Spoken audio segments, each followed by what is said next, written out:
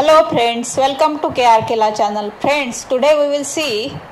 stay of suit section 10 of CPC in English Marathi. So friends, watch our complete video, like it, share it, comment on it. Don't forget to subscribe our channel.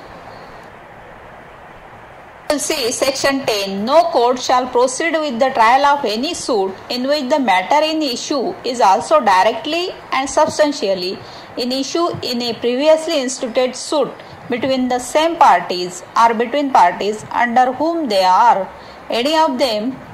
claim litigating under the same title where such suit is pending in the same or any other court in means section 10 नुसार जर एखाद्या दाव्यामधील वाद प्रश्न हा त्याच पक्षकारांमध्ये अथवा त्याच हक्कान्वये वाद लढणाऱ्या ज्या पक्षकारांच्या पोटी ते अगर त्यांच्यापैकी कोणीही हक्क सांगत असतील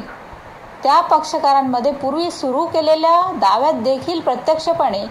आणि सार्थ वादग्रस्त असेल आणि असा दावा त्याच न्यायालयामध्ये किंवा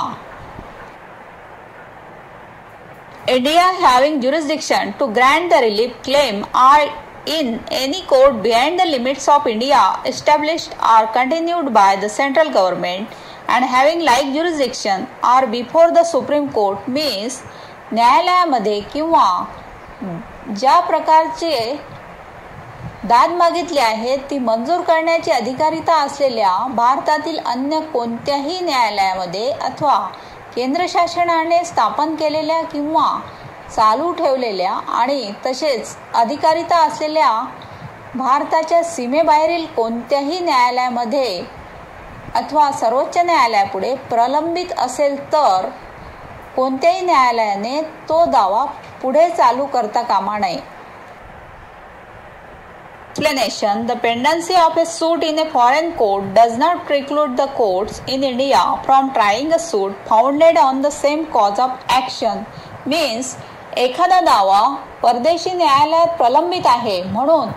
त्याच वादकारणावर आधारलेला दावा चालवण्यास भारतातील न्यायालयांना प्रतिबंध होणार नाही.